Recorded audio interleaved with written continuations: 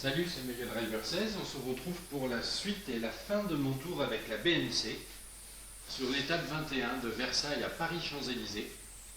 Et on est à 15 km de l'arrivée.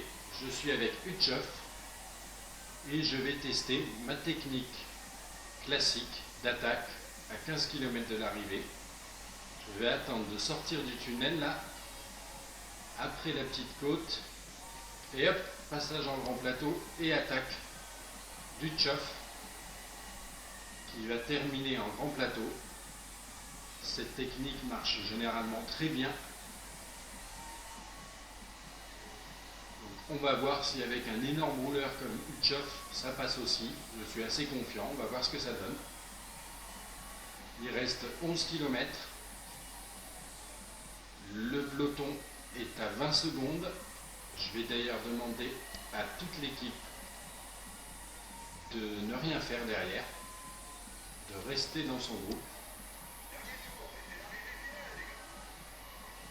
Voilà, le directeur sportif l'a annoncé, c'est le dernier tour. Moi je dois prendre mon premier ravitaillement parce que là le jaune se crame excessivement vite, même avec un Utchoff.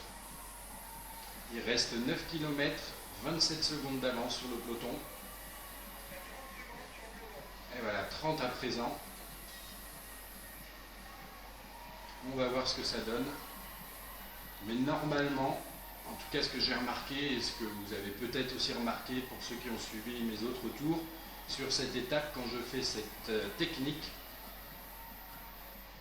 eh bien il craque au bout d'un moment, assez inexplicablement. Le peloton arrête la poursuite assez bizarrement. Oula, il me faut un deuxième, là, je suis à la rue, à 5 km de l'arrivée, 49 secondes d'avance sur le peloton.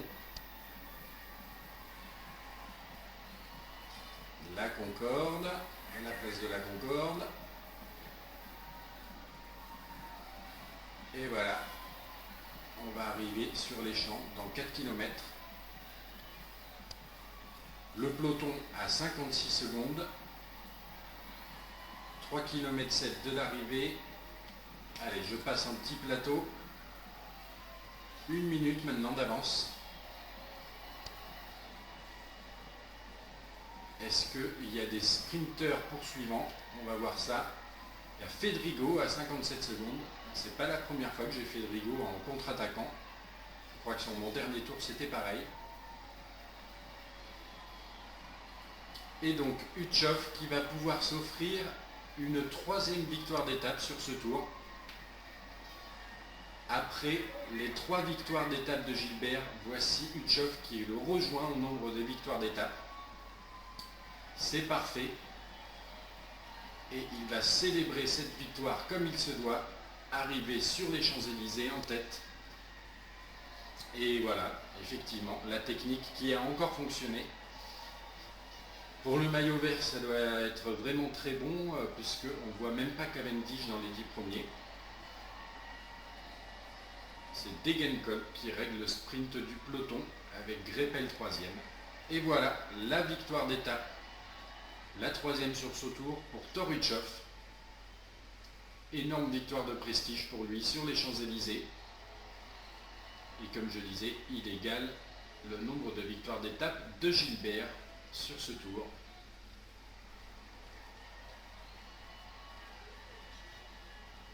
Ensuite, nous allons avoir le grand vainqueur. Car ça y est, maintenant c'est fait, c'est réussi. Mon objectif que j'avais annoncé en début de tour, c'était les 4 maillots avec Van Garderen. Et bien maintenant on peut le dire, c'est réussi. Je suis content.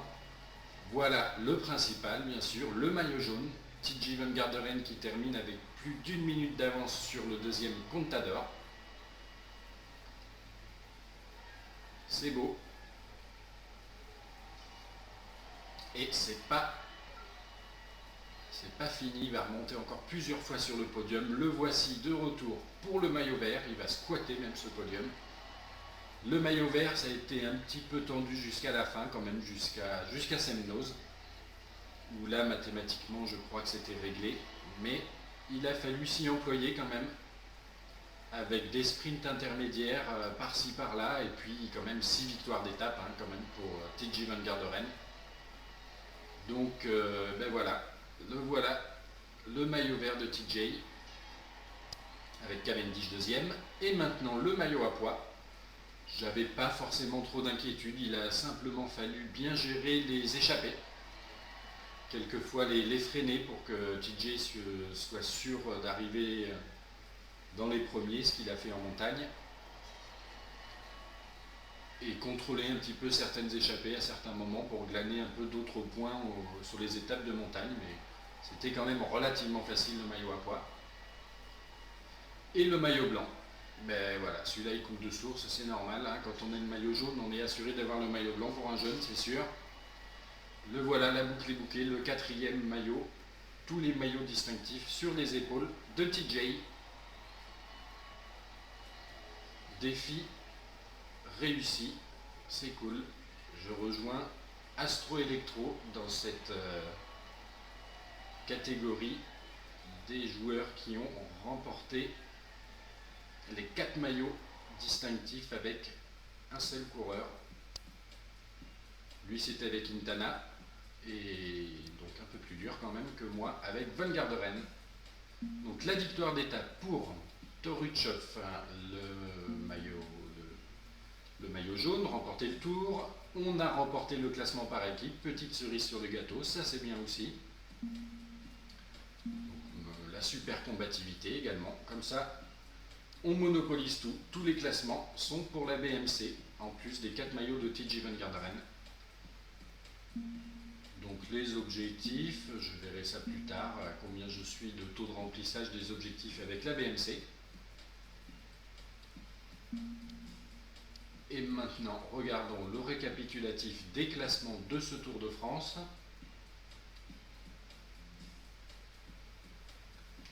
Avec donc au général Van Garderen qui s'impose 1 minute 20 devant Contador, 4 minutes 44 devant Evans qui monte sur le podium. Ça c'était un bel objectif secondaire à tenter et qui a été réussi, c'est cool. 4e Froome, 5e Nibali qui complète le top 5. Et ensuite pour le top 10, on a Samuel Sanchez, Rodriguez, Wiggins, Valverde et Andy Schleck. Le premier français, Roland, termine aux portes du top 10 en arrivant 11e. Et moi, mon 3e c'est Toruchov, 40e du tour, Pinotti 44e. La montagne, donc écrasante victoire de Van Garderen, 252 contre 150 points pour Contador.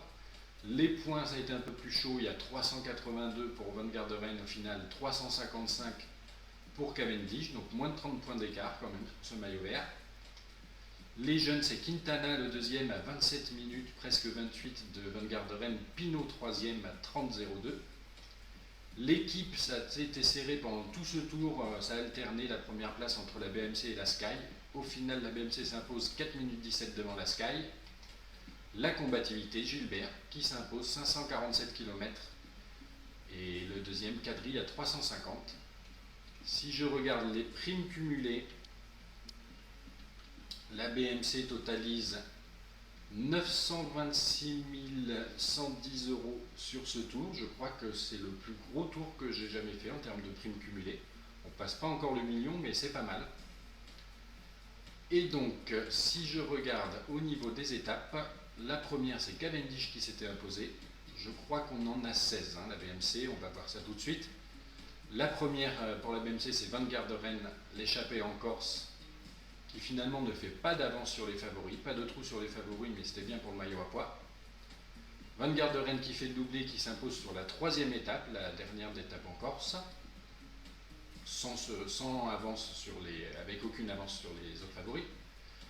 La BMC qui s'impose devant la Sky au niveau du contre-la-montre par équipe. Gilbert pour sa première victoire d'étape sur l'étape 5 à Marseille, avec un doublé de la BMC, puisque Van Garderen prend la 2e place et creuse un petit peu quand même là pour le coup sur les favoris.